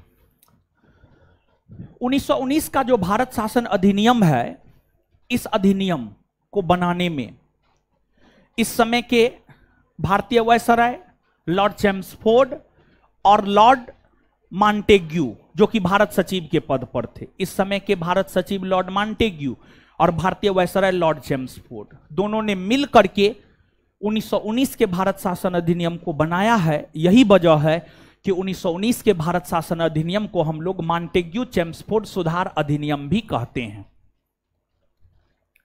मॉन्टेग्यू चेम्सफोर्ड सुधार अधिनियम, मॉन्टेग्यू चेम्सफोर्ड सुधार अधिनियम भी हम लोग कहते हैं। मॉन्टेग्यू चेम्सफोर्ड सुधार अधिनियम भी हम लोग कहते हैं। जो मॉन्टेग्यू चेम्सफोर्ड सुधार अधिनियम है, यह अधिनियम पारित तो 1919 ईस्वी में हो गया था, लेकिन यह अधिनियम लागू अगर देखा जाए तो यह अधिनियम लागू हुआ है आपको वर्ष 1921 ईस्वी में। यह अधिनियम लागू हुआ है आपको वर्ष 1921 ईस्वी में। और इस अधिनियम के पारित होने के समय अगर देखा जाए तो इस अधिनियम के पारित होने के समय ब्रिटेन के प्रधानमंत्री हुआ करते थे, उनका नाम था लॉयड जॉर्ज। Lloyd George. और आपको यह प्रश्न जो है आपको बीपीएससी का पूछा हुआ, यह प्रश्न बीपीएससी का पूछा हुआ है कि 1919 के भारत शासन अधिनियम पारित होने के समय ब्रिटेन के प्रधानमंत्री कौन थे? तो आपको लॉर्ड जॉर्ज। इस अधिनियम की कई सारी विशेषताएं हैं। इस अधिनियम की जो कई सारी विशेषताएं हैं, उन विशेषताओं को एक एक करके हम लोग समझने का प्रयास करते हैं। देखिए, इस अधिनियम की पहली विशेषता, इस अधिनियम की पहली विशेषता की अगर हम लोग बात करें तो इस अधिनियम की पहली विशेषता यह है कि इस अधिनियम के तहत सिख, ईसाई और आंग्ल भारतीय, इस अधिनियम के तहत जो है आपको सिख, सिख के बाद ईसाई, ईसाई के बाद आंग्ल भारतीय, ईसाई के बाद आंग्ल भारतीय, आंग्ल भारतीय, ईसाई के बाद आंग्ल भारतीय, इन सभी को पृथक निर्वाचन का अधिकार दिया गया। इन सभी को पृथक निर्वाचन का अधिकार दिया गया, निर्वाचन का अधिकार दिया गया। जैसे आपको 1909 के भारत शासन अधिनियम के तहत मुसलमानों को पृथक निर्वाचन का अधिकार मिला। शुरू में तो कांग्रेस उसे स्वीकार नहीं किया, लेकिन 1916 के लखनऊ अधिवेशन में जब कांग्रेस और मुस्लिम लीग के बीच लखनऊ समझौता हुआ, उस लखनऊ समझौता के तहत मुसलमानों को दिए जाने वाले पृथक निर्वाचन के अधिकार को कांग्रेस ने स्वीकार कर लिया। आगे चलकर सिख, ईसाई, आंग्ल भारतीयों ने भी पृथक निर्वाचन की मांग किया, पृथक निर्वाचन की मांग किया। तो आगे चलकर 1919 के भारत शासन अधिनियम के तहत जो सिख, ईसाई, आंग्ल भारतीय समुदाय के लोगों को भी जो है पृथक निर्वाचन का अधिकार दिया गया। मतलब अब इन समुदाय के लोगों के लिए भी अलग चुनाव होने थे। उस चुनाव में उम्मीदवार भी इसी समुदाय का लोग होना था और मतदाता भी इसी समुदाय का लोग होना था। मतलब हर समुदाय के लिए, मुसलमान के लिए अलग चुनाव होगा, सिख के लिए अलग चुनाव होगा, ईसाई के लिए अलग चुनाव होगा, आंग्ल भारतीय के लिए अलग चुनाव होगा। मतलब भारत पूरा टाइम चुनाव में ही व्यस्त रहेगा, चुनाव ही चुनाव होते रहेगा। तो यह किया गया, जो कि सही बात नहीं था। इसके बाद इस अधिनियम की जो अगली विशेषता है, इस अधिनियम की अगली विशेषता यह है कि इस अधिनियम के तहत भारत में प्रत्यक्ष निर्वाचन, इस अधिनियम के तहत भारत में प्रत्यक्ष निर्वाचन की शुरुआत की गई। इस अधिनियम के तहत भारत में प्रत्यक्ष निर्वाचन की शुरुआत की गई। मतलब अब उस प्रकार के चुनाव प्रणाली की शुरुआत की गई जिसमें आम जनता पार्टिसिपेट कर सकती थी। लेकिन ऐसा नहीं था कि सभी प्रकार की आम जनता पार्टिसिपेट कर सकती थी, नहीं। शुरू में सभी को मतदान करने का अधिकार नहीं था। जैसे आज यानी वर्तमान की अगर हम लोग बात करें तो वर्तमान में भारत में सभी को मतदान करने का अधिकार है। वर्तमान में भारत में सभी को मतदान करने का अधिकार है। यहां पर सभी का मतलब इस बात को समझना है कि वर्तमान में भारत में जितने भी वयस्क आम जनता है, मतलब जिनका उम्र 18 वर्ष या उससे अधिक हो गया है, चाहे वह महिला है, चाहे वह पुरुष है, चाहे वह हिंदू है, चाहे वह मुसलमान है, चाहे वह सिख है, चाहे उसका जन्म बिहार में हुआ है, चाहे उसका जन्म झारखंड में हुआ है, चाहे वह टैक्स देता है, चाहे वह टैक्स नहीं देता है, सभी को आज के डेट में, भारत की सभी वयस्क जनता को आज के डेट में मतदान करने का अधिकार है। और भारत में मतदाताओं की संख्या 90 करोड़ से ज्यादा है। 90 करोड़ से ज्यादा। भारत की आबादी लगभग 140 करोड़ और 140 करोड़ लोग में से 90 करोड़ से ज्यादा लोग मतदाता सूची में शामिल है। 90 करोड़ से ज्यादा लोग, संभवतः 96.4 करोड़, 96-97 करोड़ लोग जो है, लोगों का नाम मतदाता सूची में है। सभी को मतदान करने का अधिकार है। लेकिन पहले क्या था जानते हैं? पहले सभी को मतदान करने का अधिकार नहीं होता था। पहले क्या था, जो राजे महाराजे होते थे, देसी रियासत के जो राजे महाराजे होते थे, देसी रियासत के राजा महाराजाओं को मतदान करने का अधिकार प्राप्त था।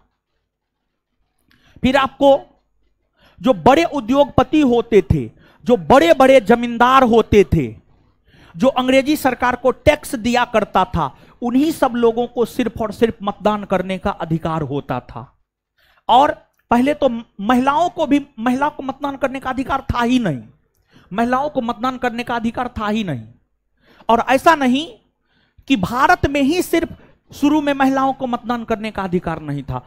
विश्व का कोई भी देश पलट करके देख लीजिए, अमेरिका, ब्रिटेन, रूस, फ्रांस, जर्मनी, जितने भी विकसित देश हैं, उसको भी आप पलट करके देख लीजिएगा, तो उन देशों में भी शुरुआती दिनों में महिलाओं को मतदान करने का अधिकार नहीं होता था। शुरुआती दिनों में महिलाओं को मतदान करने का अधिकार नहीं होता था। धीरे धीरे महिलाओं को मतदान करने का अधिकार दिया गया। और भारत की अगर आप बात करेंगे तो भारत में भी शुरुआती दिनों में महिलाओं को मतदान करने का अधिकार नहीं होता था। लेकिन पहली बार 1919 के भारत शासन अधिनियम के तहत जब भारत में प्रत्यक्ष निर्वाचन प्रणाली की शुरुआत हुई, मतलब यह कहा गया कि अब जो चुनाव होंगे उस चुनाव में आम जनता भी पार्टिसिपेट कर सकता। अब जो भारत में चुनाव होंगे उस चुनाव में आम जनता भी पार्टिसिपेट कर सकता है। तो अब सिर्फ पुरुष पार्टिसिपेट नहीं करेंगे बल्कि महिलाएं भी पार्टिसिपेट करेंगी, महिलाएं भी पार्टिसिपेट करेंगी, महिलाएं भी भाग लेंगी। मतलब आपको इस अधिनियम की जो अगली विशेषता है, इस अधिनियम की अगली विशेषता यह है कि इस अधिनियम के तहत भारत में महिलाओं को मतदान करने का अधिकार दिया गया।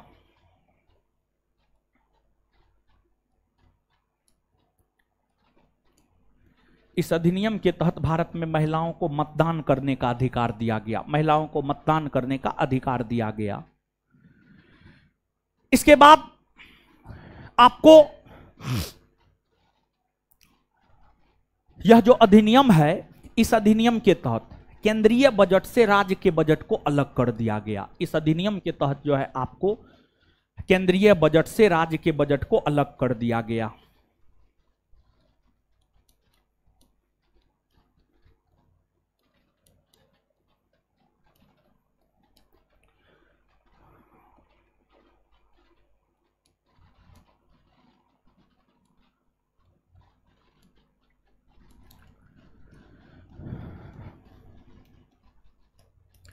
इस अधिनियम के तहत जो है केंद्रीय बजट से राज्य के बजट को अलग कर दिया गया। क्या मतलब है इसका समझिएगा। देखिए, आप सब लोग ये बात जानते हैं कि भारत में पहली बार बजट प्रस्तुत 1860 ईस्वी में किया गया जेम्स विल्सन के द्वारा। 1860 1860 ईस्वी में भारत में पहली बार बजट पेश किया गया। और 1860 ईस्वी में भारत में जो पहली बार बजट पेश किया गया, वह बजट पूरे देश के लिए, वह बजट पूरे देश के लिए एक साथ पेश किया गया था। और 1860 ईस्वी में पूरे देश के लिए सिर्फ एक बजट पेश हुआ। शुरू में बजट के ऊपर मतदान करने का अधिकार या बहस करने का अधिकार कुछ भी विधान परिषद के सदस्यों को नहीं था। लेकिन आगे चलकर विधान परिषद के सदस्यों को बजट के ऊपर बहस करने का अधिकार 1892 के भारत शासन अधिनियम के तहत मिला।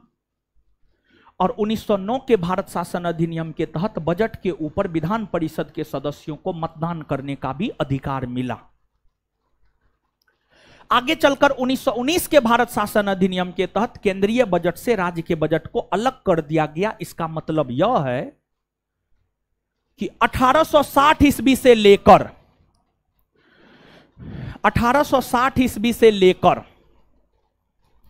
1919 ईस्वी तक, 1860 ईस्वी से लेकर 1919 ईस्वी तक पूरे भारतवर्ष के लिए सिर्फ एक बजट पेश होता था।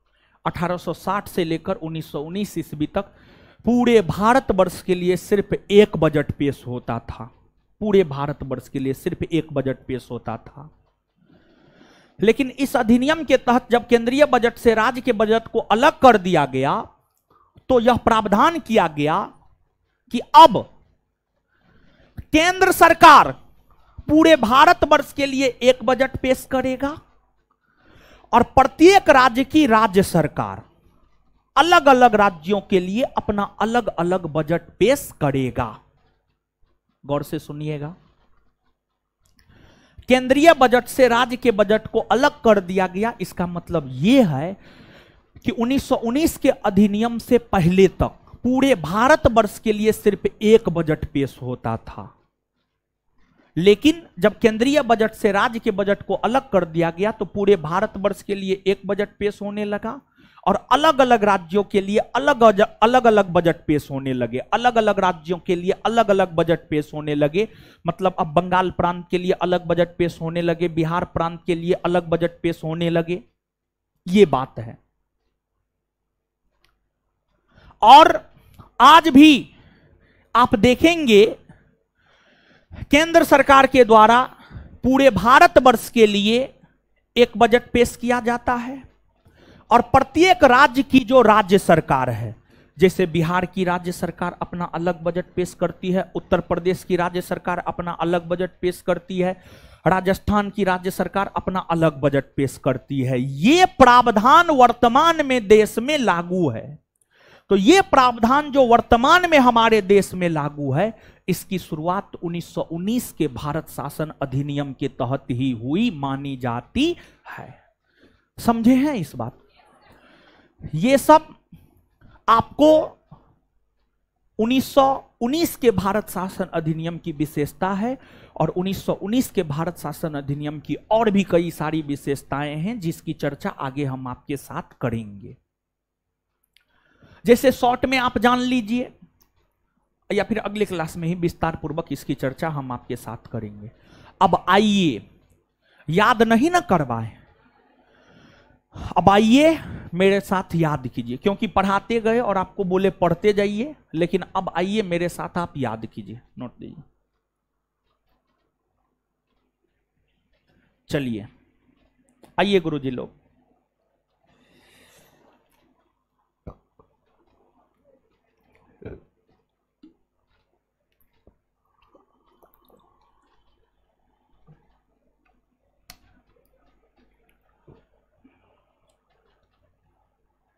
आइए।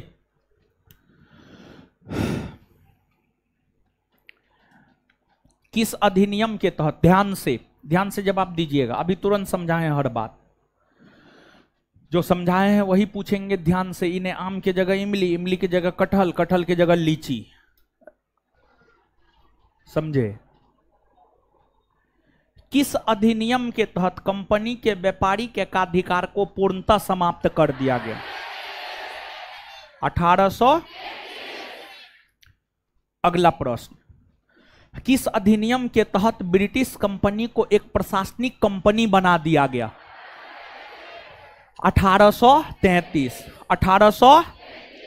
किस अधिनियम के तहत ब्रिटिश कंपनी को एक प्रशासनिक कंपनी बना दिया गया? 1800। किस अधिनियम के तहत बंगाल के गवर्नर जनरल का पदनाम बदलकर भारत का गवर्नर जनरल किया गया? 1833। किस अधिनियम के तहत चौथे सदस्य के रूप में विधि सदस्य को शामिल किया गया? 1800। प्रथम विधि सदस्य कौन बने? लॉर्ड। किस अधिनियम के तहत चलिए आगे बताइएगा। ब्रिटिश संसद द्वारा पारित किया गया अंतिम चार्टर कौन है? 1800। और किस चार्टर अधिनियम के तहत पहली बार गवर्नर जनरल के परिषद के विधायी और प्रशासनिक कार्यों को अलग कर दिया गया? 1853। किस चार्टर अधिनियम के तहत गवर्नर जनरल की परिषद के विधायी और प्रशासनिक कार्यों को अलग कर दिया गया? और किस अधिनियम के तहत विधान परिषद का गठन किया गया? 1853। 1800। और सिविल सेवा प्रतियोगिता परीक्षा की शुरुआत किस अधिनियम के तहत हुई? किस अधिनियम के तहत? चलिए, किस अधिनियम के तहत ब्रिटिश ईस्ट इंडिया कंपनी के शासन को समाप्त कर सत्ता ब्रिटिश क्राउन को सौंप दिया गया? 1858। 1800। किस अधिनियम के तहत बोर्ड ऑफ डायरेक्टर और बोर्ड ऑफ कंट्रोलर को समाप्त कर दिया गया? 1800। और भारत सचिव का पद किस अधिनियम के तहत लाया गया? किस अधिनियम के तहत? 1784 में जो द्वैध शासन की शुरुआत हुई थी उसका समाप्त किस अधिनियम के तहत हुआ? 1800। भारत सचिव किसके प्रति उत्तरदायी था? ब्रिटिश संसद। भारत सचिव किसके प्रति उत्तरदायी? और भारत सचिव को सहायता देने हेतु कितना सदस्य भारत परिषद का गठन किया गया? कितना सदस्य? 15 न। और किस अधिनियम के तहत जो है मुगल बादशाह के पद को समाप्त कर दिया गया? मुगल बादशाह के पद को समाप्त कर दिया गया। किस अधिनियम के तहत जो है गवर्नर जनरल का पदनाम बदलकर वायसराय कर दिया गया? 1858 ईस्वी में भारत का प्रथम राज्य सचिव कौन बना? Lord Stanley. 1858 में भारत का प्रथम राज्य सचिव कौन बना? भारत का प्रथम राज्य सचिव। आजादी के समय कौन थे? आजादी के समय वायसराय को अध्यादेश जारी करने का अधिकार कौन अधिनियम देता है? 1861। वायसराय को अध्यादेश जारी करने का अधिकार कौन अधिनियम? 1861। आगे बताइएगा, लॉर्ड कैनिंग ने 1862 में 3 भारतीयों को विधान परिषद में मनोनीत किया, कौन कौन था? बनारस के राजा, पटियाला के महाराज और सर दिनकर। आगे बताइएगा, विभागीय या पोर्टफोलियो प्रणाली की शुरुआत किस अधिनियम के तहत हुई? 1800। बंगाल में विधान परिषद का गठन कब हुआ? 1862। उत्तरी पश्चिमी सीमा प्रांत में 1800। पंजाब में किस अधिनियम के तहत भारत में अप्रत्यक्ष निर्वाचन प्रणाली की शुरुआत हुई है? 1800।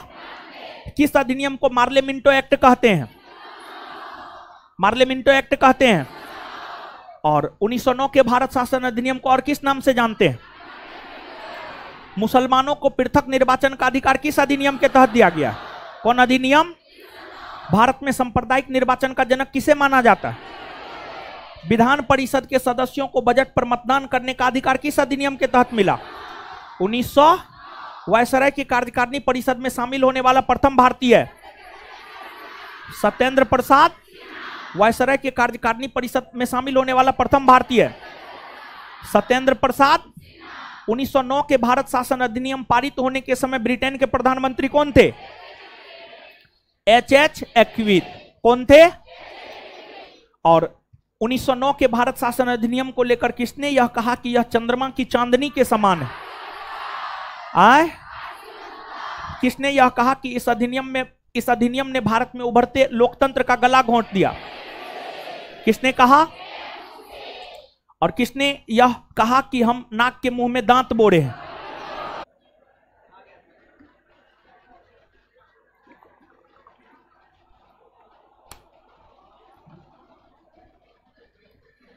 उन्नीस के भारत शासन अधिनियम को और किस नाम से जानते हैं? यह अधिनियम कब लागू हुआ है? इस अधिनियम के पारित होने के समय ब्रिटेन के प्रधानमंत्री 1919 के भारत शासन अधिनियम के तहत किस समुदाय के लोगों को पृथक निर्वाचन का अधिकार दिया गया? किस अधिनियम के तहत प्रत्यक्ष निर्वाचन की शुरुआत हुई है?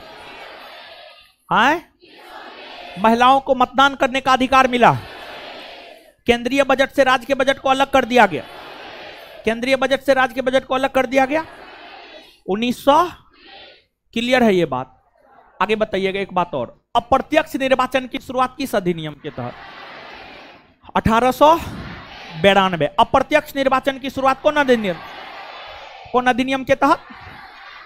अप्रत्यक्ष निर्वाचन की शुरुआत, प्रत्यक्ष निर्वाचन की शुरुआत 1900। क्लियर है? इतना बात याद हो न गया? इससे आगे हम लोग अगले क्लास में मिलेंगे। कल ये चैप्टर आपका समाप्त हो जाएगा और उसके बाद जो है हम लोग आगे बढ़ेंगे। और देखिए, आपको जो है चीजों को बार बार पढ़ना होगा, और जब तक आप चीजों को बार बार नहीं पढ़ेंगे तब तक चीज आपको समझ में नहीं आएगा। कोई भी चीज जब आप पहली बार पढ़ेंगे तो वो आपको थोड़ा टफ लगेगा, दूसरी बार पढ़ेंगे थोड़ा आसान लगेगा, तीसरी बार पढ़ेंगे थोड़ा और आसान लगेगा, 4 से 5 बार पढ़ेंगे पूरा का पूरा आसान लगेगा। जितना भी नोट आपको दिया जाता है उसको 4 से 5 बार पढ़ने का जो है आप प्रयास कीजिए, और जितना अधिक से अधिक हो सकता है उतना अधिक से अधिक जो है आप रिवीजन करते रहिए। और जहां तक होमवर्क का बात है तो इस सप्ताह का होमवर्क तो आपको यही है, बायोलॉजी 5 चैप्टर तक रिवीजन कर लेना है और इकोनॉमिक्स 2 चैप्टर जो है आपको रिवीजन कर लेना है। और उसी का टेस्ट जो है आपको रविवार को होगा, शनिवार या रविवार को होगा, समझ गए? या तो शनिवार को होगा या रविवार, दोनों में से किसी भी एक दिन होगा। चलिए, धन्यवाद सभी लोगों का, मिलते हैं अगले क्लास में।